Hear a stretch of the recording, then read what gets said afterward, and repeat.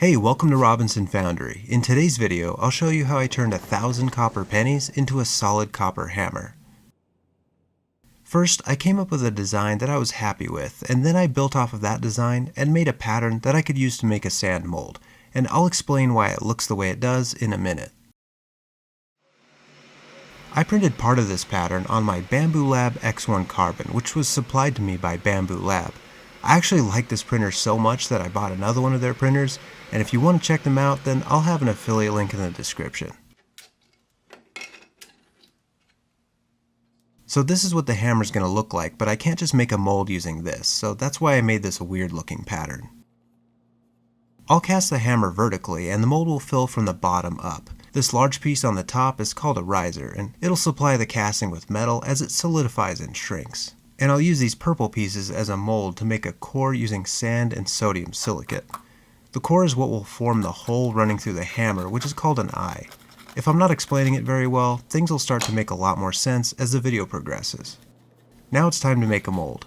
I've shown this process many times in my videos, so I won't go into a lot of detail, but as usual, I'll use this oil-bonded sand called Petrobond. As far as molds go, this one's fairly simple, especially because I'm going to be casting it vertically.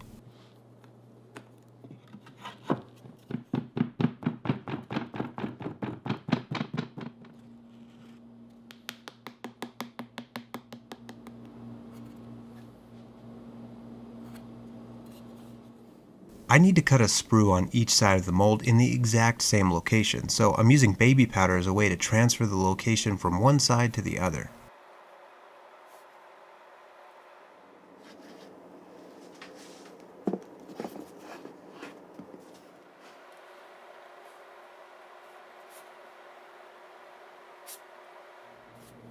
And here's where that core comes in.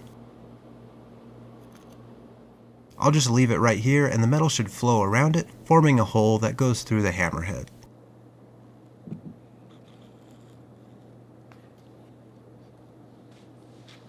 This is $10 in pre-1982 pennies. There should be plenty to fill the mold with just a little bit left over to pour some ingots. And don't worry, besides one with a weird double-stamped 1955, which I just threw back in with the others, there weren't any interesting looking pennies in here.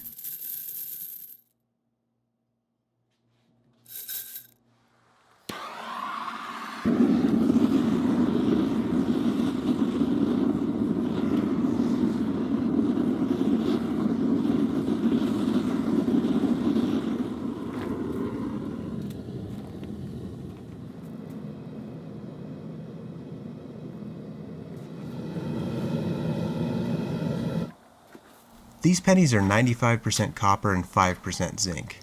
You can see some white smoke coming off of the crucible, and that's the zinc burning off. It's not much, but it's still enough to need to wear a respirator because breathing zinc oxide can make you very sick with what's called metal fume fever.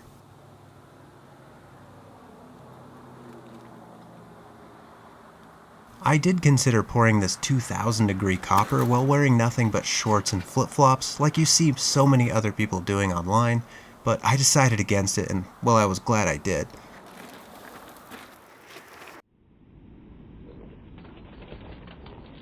I was fine, by the way, I didn't get burned at all.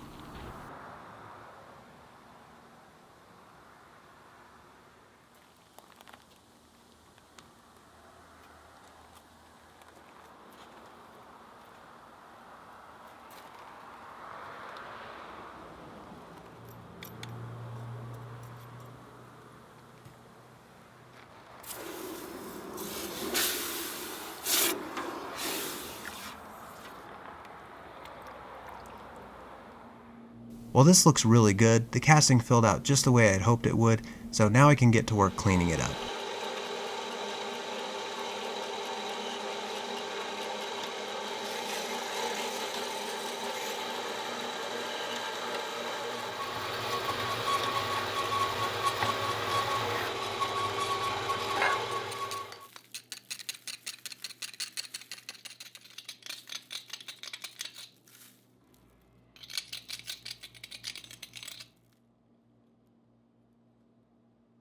There's a little void here from either gas or shrinkage, but it's not really a problem. I'll be able to just file it out.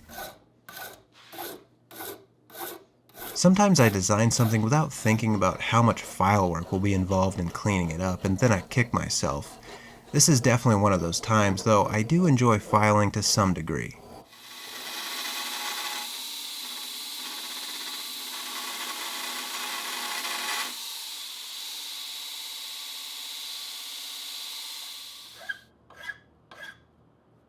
I've been using my new file handles, which I made a video about a few months ago, and I have to say I like them a lot. They can be a bit cumbersome at times, but for the most part I really do like using them.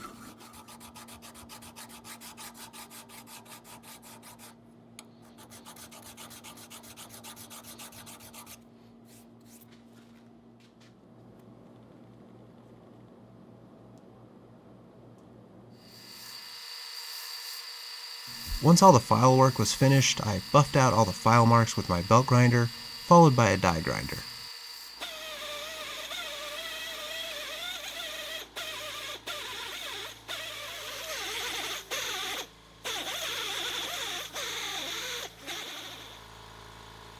Well, I think this looks great, so now I can start making a handle out of a piece of hickory. I have this large ball peen hammer that's just about the same size, so I'm going to use it as a template.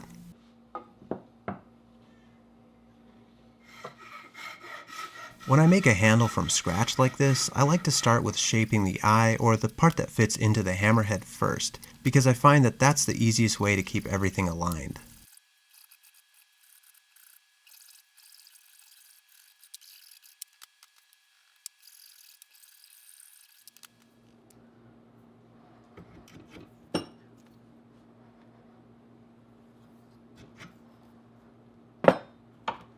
Now that that's fitting properly, I can start with shaping the handle. I'm using an overhead shop light to cast a shadow onto the wood so that I can accurately trace the shape of the handle onto it.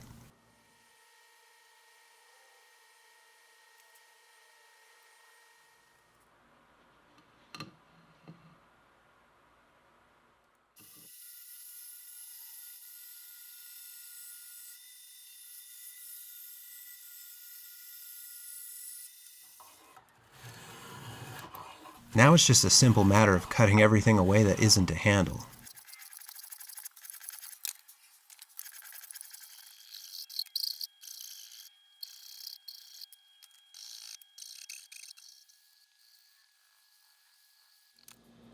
Well, that wasn't too bad. I'm getting faster at making these handles, but they still take several hours to make. Before I can attach the handle to the head, I need to file a slight taper into the eye to keep the handle from coming off when I pound in a wedge. I could design this into the mold, but it's simple enough to just file it in, and it really doesn't need much.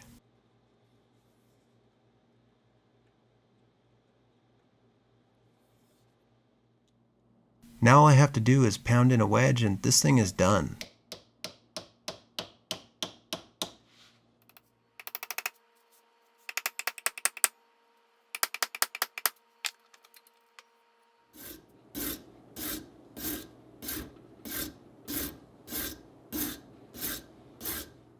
I gotta say, I think this thing looks really nice, and I'm gonna have a hard time actually using it. Whenever I make something like this, I have a strong sense of satisfaction. And in this case, I'm amazed that not too long ago this was a bunch of pennies and a piece of wood, and now I have something that I can pass down to my children. I think that's pretty cool. If you want to give this a shot yourself, then I'll have the 3D printing files available on my Patreon. As always, I hope you enjoyed the video, and if you did, let me know what you think in the comments, give the video a thumbs up, and subscribe for future projects. Well, thanks for watching, and I'll see you on the next one.